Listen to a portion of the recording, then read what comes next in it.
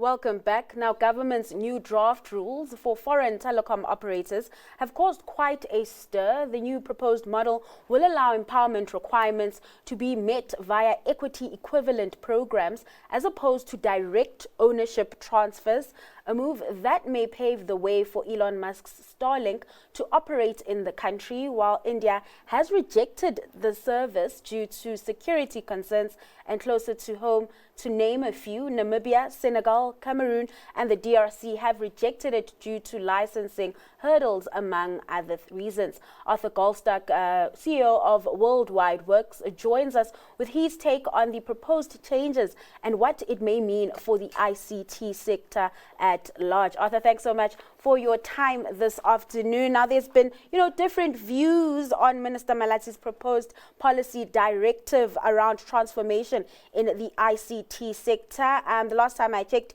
he was still appearing in Parliament to defend the proposed changes. Just as we get into it, as an industry expert, Arthur, what are your thoughts on this move, this proposed move, and does it bode well for the industry?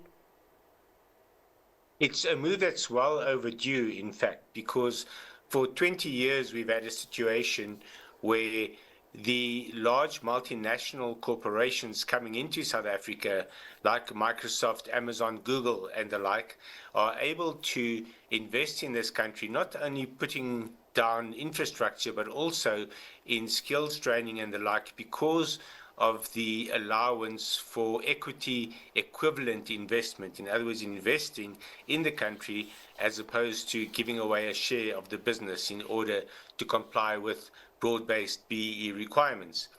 Whereas in the telecom sector, there's a requirement that 30% of the business be owned by previously disadvantaged individuals. And there's a further ruling or requirement that hasn't yet been put into practice, but that is on the table, that there also has to be 30% black ownership of any telecoms entity.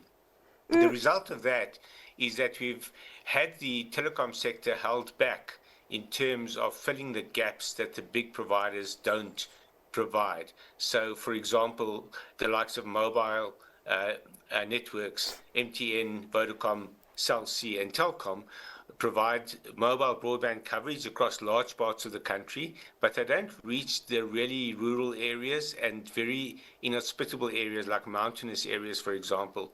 It's not possible to put down infrastructure in the mountains and hills, but also in semi-desert areas, for example, it's not economically viable. So you've got large patches of the country that are not covered. And satellite is a great solution for that. But for any international satellite internet provider to come into the country, they have had to comply with that 30% rule. And there's no way you're going to get, let's say, for example, a Starlink to give up 30% ownership in order to provide a license for operating in South Africa. And Arthur, would you say then the concerns around transformation then are not warranted?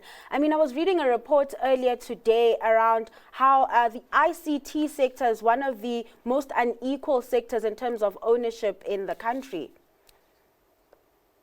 Well, transformation is workable if it's a sector that can be transformed effectively without damaging the interests of the people of South Africa.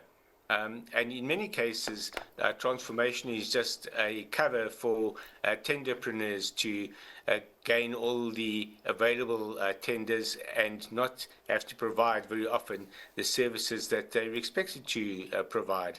So that's been a massive stumbling block in many sectors, but particularly in telecoms. And we're talking about the smaller organizations in particular. For any small organization to want to provide a niche service in telecoms, they've had to give up a proportion of ownership if they weren't already owned by previously disadvantaged individuals. So the result of that is that there's a hesitance to invest, and foreign investors certainly haven't wanted to come in. So the further result of that is that there hasn't been a sector to transform because there haven't been enough people investing in that sector. So it's a little bit like with the whole set-top box debacle with the digital transition in television broadcasting in South Africa, because the focus was almost entirely on transformation and not on service delivery. We had more than a decade's delay of digital transition, and that meant that what could have been a thriving industry that you could then set about working to transform was an almost non-existent industry. Many organizations had gone bankrupt as a result. So putting transformation before service delivery is quite damaging to the economy, and it's damaging to the organizations that are trying to provide a service. Whether black-owned or not black-owned is actually immaterial. It's a question of not providing a viable economic framework because you are prioritizing policy rather than actual delivery.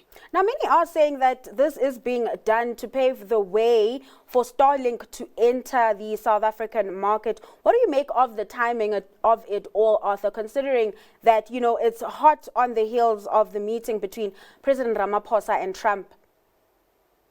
Well, the timing is not entirely coincidental, of course. One would be disingenuous to say the one's got nothing to do with the other. But what the Starlink debacle did do was it highlighted the impracticality of that requirement in the telecom sector, and of the fact that telecoms was not aligned with the ICT sector as a whole. So it forced government in particular to pay close attention to how telecoms were structured from a BE point of view versus the rest of the ICT sector. It then showed them also the way that they can change the requirements and the rules to be in line with the rest of the sector. And that in turn would take away one of the biggest obstacles to foreign investment in telecoms in South Africa. So that's pretty much what is now underway. Bear in mind, when the president met with Musk or spoke with Musk, I think it was around September last year, he tried to persuade him to bring Tesla into South Africa. Musk says, well, what about you allowing me to bring Starlink into South Africa? And it was a fair argument, because we can't expect companies to invest in one area and then refuse to allow them to invest in another area. So Starlink is almost a canary in the coal mine. In other words, they provided you could almost say that the alarm that something was not right with the way the sector was structured. And yes, it obviously will benefit them, but it'll probably benefit South Africa more than it'll benefit Starlink. All right. And when we're talking about benefiting South Africa, you mentioned at the top, you know, the low Earth orbiting satellites. One of the biggest advantages of these satellites is that they're not bound to physical infrastructure, which means companies like Starlink could provide internet services to most rural areas in the country. What about costs, though? Will households in the most rural areas in South Africa be able to afford services from the likes of Starlink? A typical household is unlikely to buy directly from Starlink. What you already have in rural areas is something called VSAT, which is satellite connectivity provided by high orbiting satellites, regular satellites. But because they're so much further from Earth, the signals are much weaker. The bandwidth is much smaller, so it's a slower signal as well. The lag is very high, so you can't use it for things like video conferencing and streaming and the like. So that's the first obstacle. The second obstacle is that it's a lot more expensive. So it's only commercial entities that have been able to afford VSAT until now. With Starlink and other services like this, for example, Amazon is launching a constellation of satellites called Project Kuiper, Kuiper, that will provide a very similar service. These will be highly competitive and accessible to households that have got a reasonable income, as well as to small businesses. It'll cost around 10,000 Rand for the equipment to receive the signal, and about 1,000 Rand a month or a little more to subscribe to the service. And for that you get from 50 megs per second upwards bandwidth, which is reasonable for most typical users.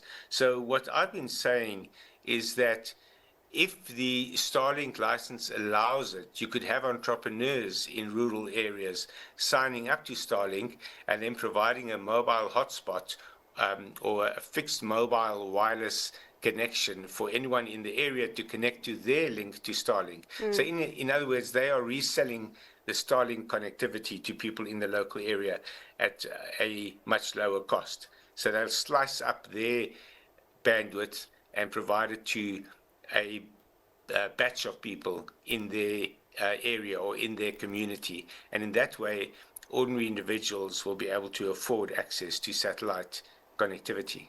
All right, Arthur, thanks so much for your time and sharing those insights. That was Arthur Goldstuck, CEO of World Wide Worx.